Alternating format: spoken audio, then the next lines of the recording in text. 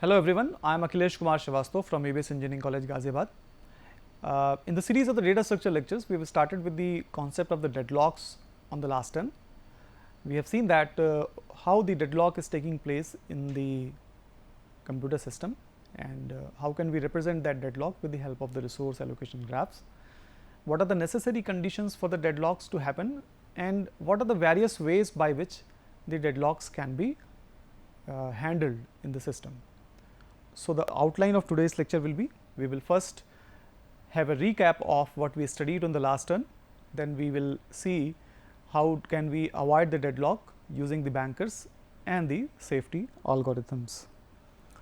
So, this was the algorithm that we took on the last turn.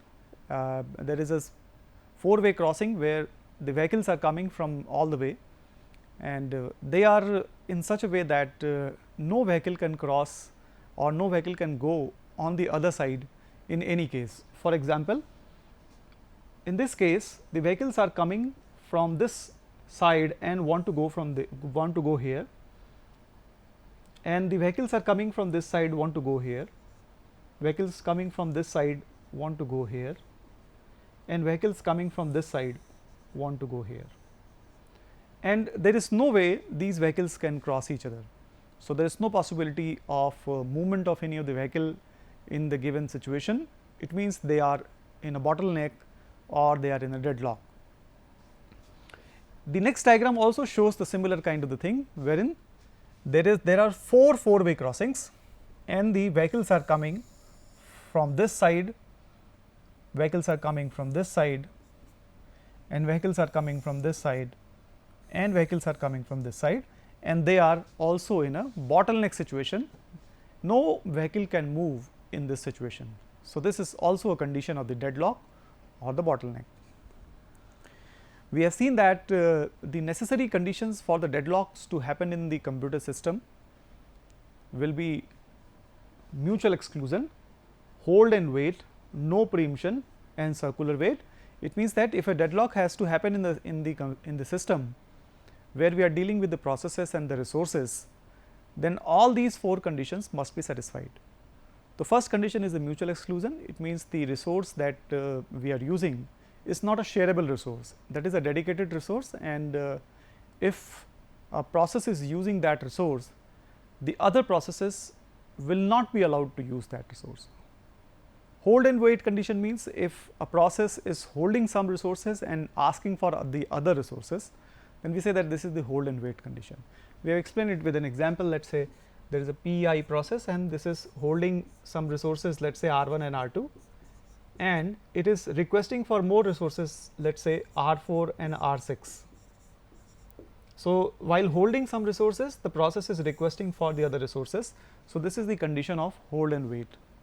No preemption means let us say the resource that a process is claiming cannot be made available at the moment, but the process is not preempting those resources. It means the process is acquiring that resource is not being used, even then the process is not releasing those resources. So, the condition is wherein we cannot forcefully take the resources back. So, no preemption. Circular wait means a process, let us say P1 is waiting for a resource held by the other process. For example, P1 is the process which is requesting for a resource which is held by the P2 process. P2 process is requesting for a resource held by P3 process, and P3 process is requesting for a resource held by the P1 process. So, they are in a cycle, P1, P2, P3, all these are in a cycle. So, if they are in a cycle, we will say that there may be a deadlock. So, if all these four conditions hold at the same time, we will certainly say there is a deadlock in the system. Now, we can characterize our resource allocation, or we can represent the process and the resource model in the computer system with the help of the resource allocation graph.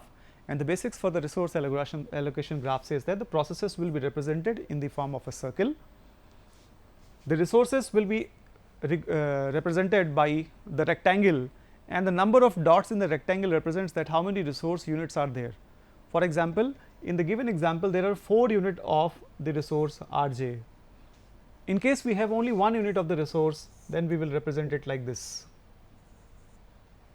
So, this is representing the resources, the rectangles, and if process I wants to request for some resource r j, so that is represented by the request edge, and if the process P I is using some resource, then that is represented by this kind of the thing known as the assignment edge.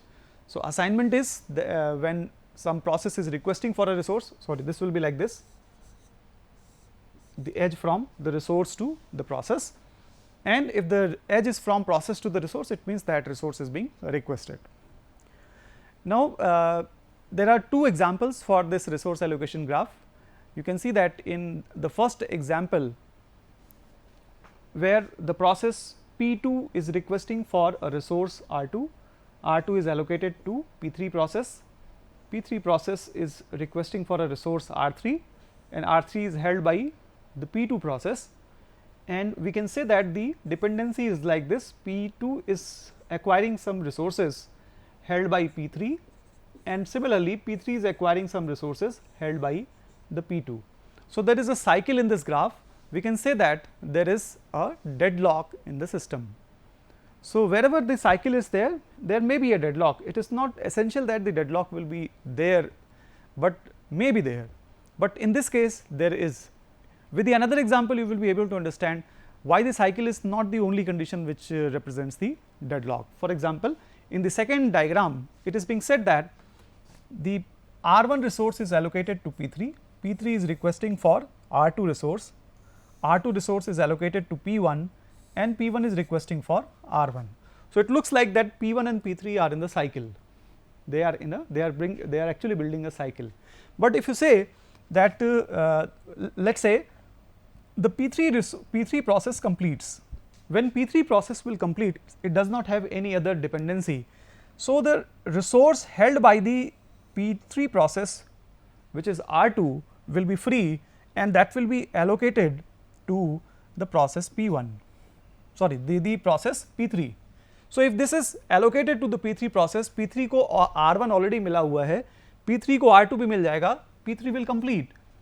When P3 will complete, R1 will be free. When R1 will be free, that will be given to the P1 process. P1 process ने already R2 acquire किया हुआ है, इसको R1 भी मिल गया, it means the P1 can also complete. Since both the processes can complete, there is no deadlock in the system. So, the deadlock in the system does not actually mean that there is a cycle in the resource allocation graph and there is a deadlock. It may so happen that there is a cycle in the resource allocation graph, even then there is no deadlock in the system. So, we have also discussed about the methods for handling the deadlocks. There are 3 basic methods for handling the deadlock, in fact 4, in which one of the categories says that let the deadlock not take place.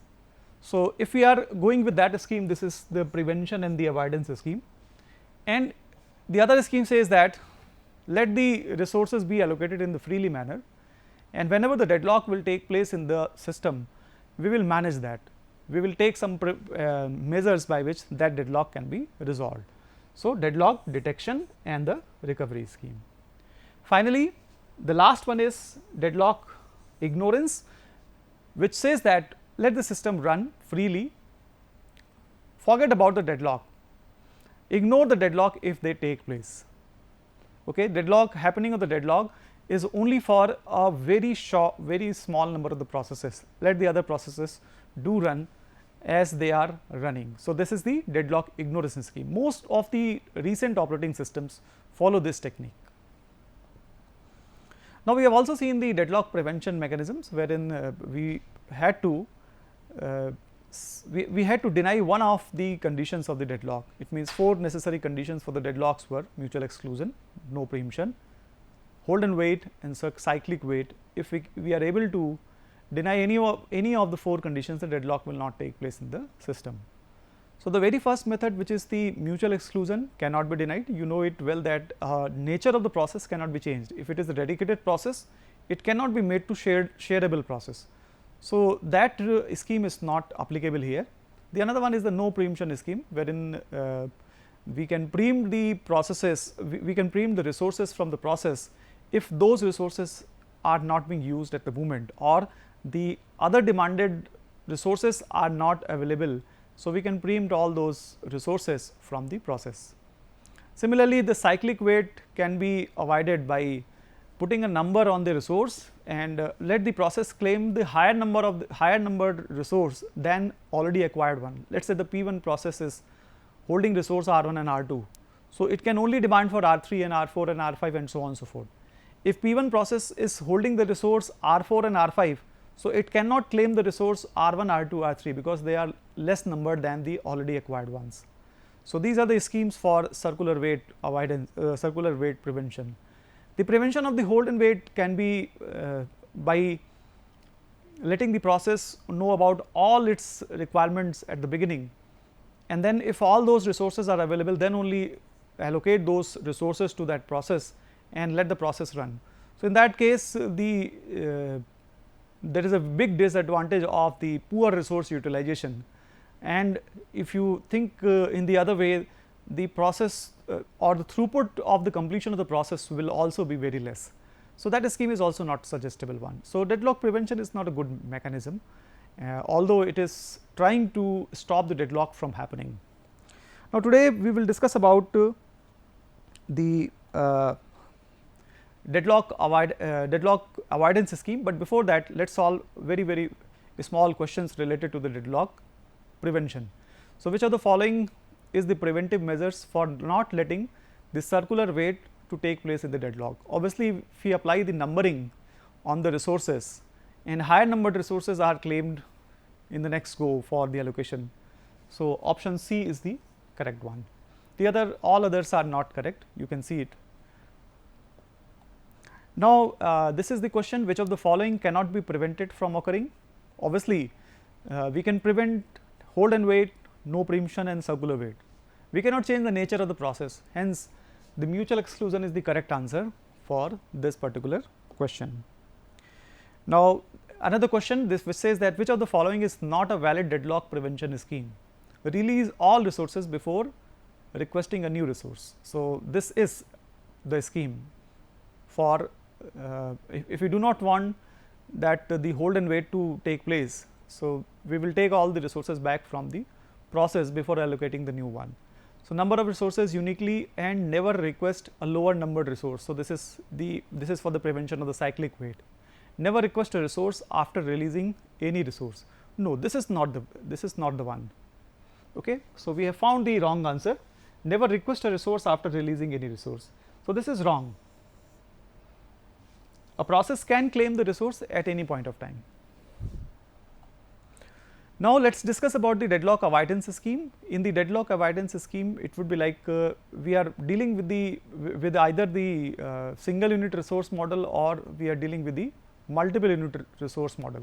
So, if you are dealing with the single unit resource model, then the resource allocation graph is sufficient to give us the deadlock avoidance. If we find that there is a cycle in the graph or the resource allocation graph, we will say that you should break the cycle in such a way that the deadlock does not take place.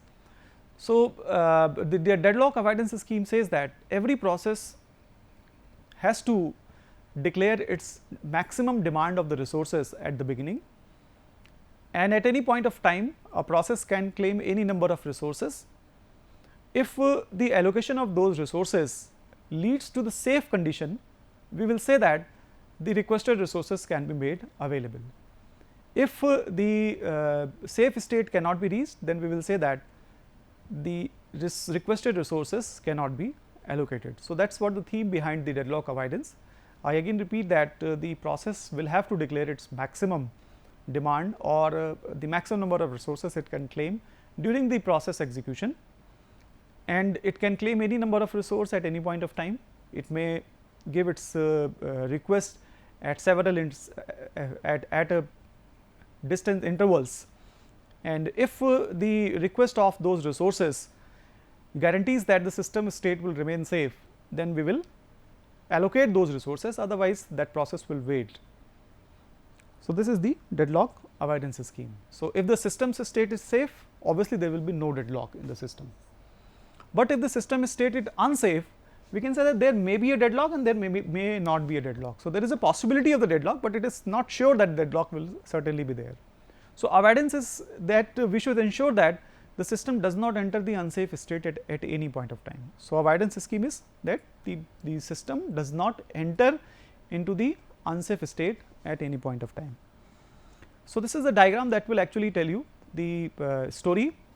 Let us say the bigger rectangle is showing that the safe state, all these are that this is the safe state. A subset of this is the unsafe state, and the subset of the unsafe state is the deadlock state. Okay. So, all the unsafe states are not the deadlock ones.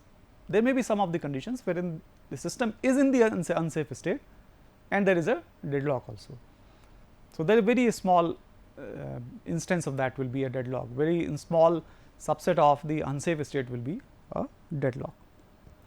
So, I already told you that if we are dealing with a single instance resource model, then we will say that the use of the resource allocation graph is sufficient for ensuring that the deadlock does not take place, and we will not let the cycle to be built in. And if we are dealing with the multiple instance resource type, so we will use the Banker's algorithm for avoiding the deadlock. So, Banker's algorithm says that we are dealing with a multiple unit resource model, and already told you that every process should declare its maximum need in the beginning. Okay. And if a process request cannot be satisfied at the moment, that process should wait. So, there are some data structures for understanding the safety algorithm and the Banker's algorithm. So, this is like this: available, which is a vector which is representing that how many resources are currently available, how many resources are currently available, because the allocation of the resources will be based on the number of resources available at the moment.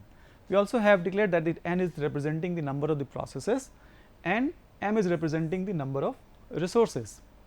So, there is a data structure known as the maximum. Maximum is a 2D matrix, you can say, and wherein on the row side you can represent the processes, on the column side you can represent the resources, and any entry I j will be telling you, let us say this is I and this is j. I is the row number and j is the column number.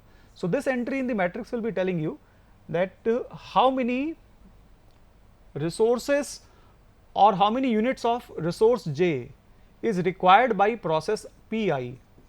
So, process P I, resource R j. So, how many units of resource R j is required by the P I process to the maximum, means how many maximum resources can the P I claim during its execution. Similarly, the allocation means it is also a 2D matrix. So, similar 2D matrix will be telling you that how many instances of R j resources has already been acquired by the P I process. Similarly, the need means if we have we have some of the resources already allocated to the system, to the process, and we already know that maximum demand has been declared in the beginning. So, the need means after the allocation how much is the extra need, or how much extra resources may be required in the future.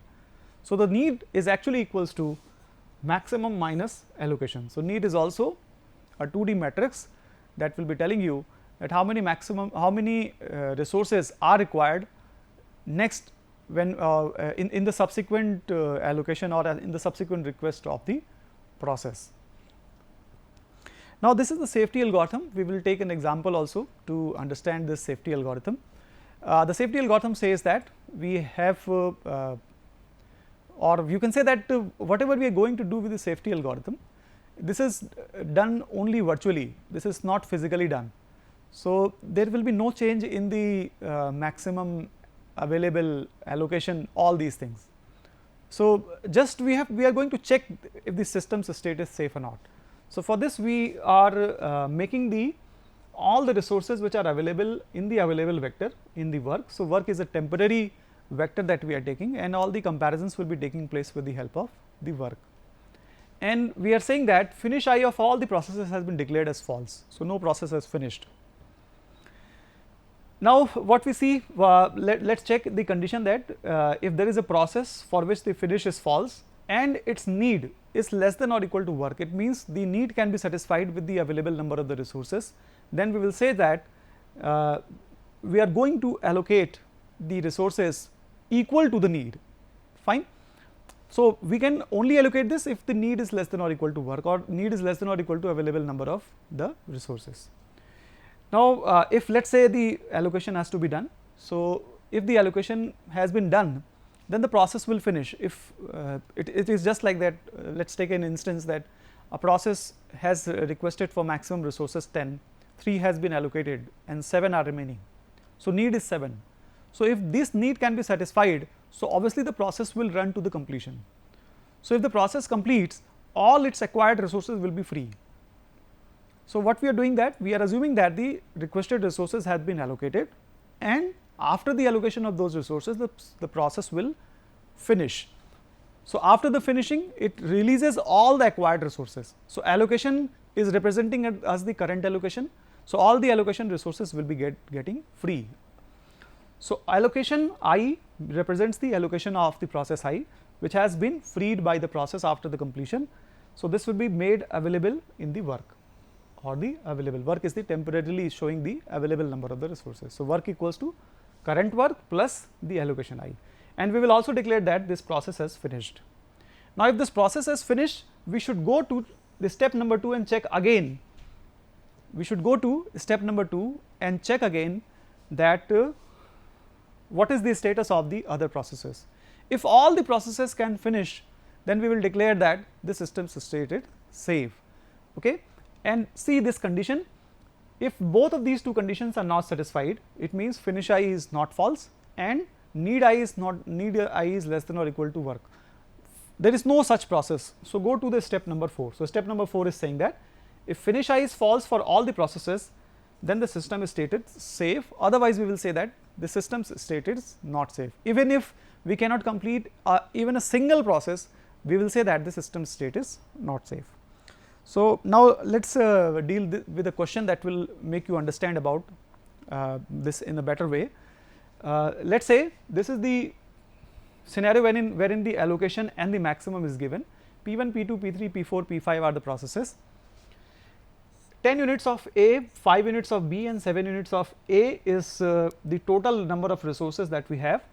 So, let us see what are the allocation status. It is 2 plus 3 plus 2, means 7 resources of A is allocated, 2 resources of B is allocated and 5 resources of C is allocated. So, out of 10, 5 and 7, 7, 2 and 5 are allocated. So, what is the available as of now? So, this will be 3, 3 and 2. So, available number of the resources are 3, 3 and 2. Now, what will be need? Need will be equals to maximum minus the allocation. So, you subtract the need of need of process P1 of resource A from the resource A. So, 7 minus 0. So, this will be 7, 5 minus 1 4, 3 minus 0 3. Similarly, here 1 2 2. Similarly, here 6 0 0. Similarly, here 0 1 and 1. Similarly, here 4 3 and 1. So, this is the need. So, we have computed the need by subtracting the allocation from the maximum. So, this is what we have found, and after this we will apply some conditions to check if the process can complete or not. We are assuming that the need is representing the entire need. So, now what we are going to do? We are going to check the need of the first process if that is less than or equal to available. So, available vector is showing that 3 3 2, not available, in fact the work, we are taking the available number of resources in the work, that is the temporary variable. So, need 1 is saying it is 0 1 and 0. So, obviously each of the element of the need 1 is less than or equal to 3 3 2, that is the work. Okay. So, it means that process 1 has finished. If the process 1 has finished, it will release all its resources and all the released resources will be added in the work. So, process 1 has allocation 0 1 0. So, work now becomes 3 3 2 plus 0 1 0. So, this is 3 4 and 2. Similarly, we are going to check for the need of 2. So, if the need of 2, that is the 1 2 2, we have to find out if this is less than or equal to work. So, need 2 is 1 2, sorry, there is a slight mistake, I will just correct it. We are actually going to check this, if this 6 4 2, that is the need of the first process, can be satisfied with the available number of resources, that is 3 3 2. So, obviously, this cannot be satisfied. So, let us go for the second process. Second process is 2. So, need 2, let us see that if need 2 can be satisfied with the help of the available number of resources, that is 3 3 2. So, need 2 is 1 2 2, obviously 1 2 2 can be satisfied with 3 3 2. So, we will say that the second process completes. So, if the second process completes, then all the acquired resources of the second process will get free.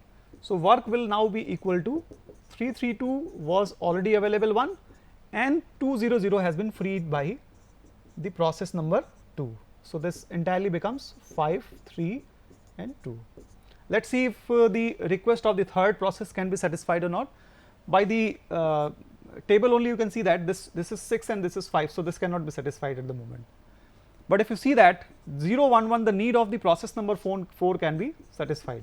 So, process number 4's request can be satisfied because this is less than or equal to work. When it can be satisfied, all the resources acquired by the process number 4 will be released. So, the work now becomes 5 3 2 plus the acquired number of resources, that is 2 1 1. So, this is 7 4 and 3. So, with 7 4 3 you can satisfy this request and all the resources acquired by P5 process will be freed. So, the work now becomes 7 4 5, and after this you were left with the process P1 and the process P3. You can see that very well that this will be satisfied and this can also be satisfied. So, all the requests can be satisfied here. So, the sequence in which the requests have been satisfied are P2, P4, P5, P1 and P2. This can also be like P2, P4, P5 and then P2 and P1. There can be many more safe sequences. So, the safety algorithm is telling you that the safety can be achieved by allocations. Now, you look at this resource request algorithm, which is the banker's algorithm actually.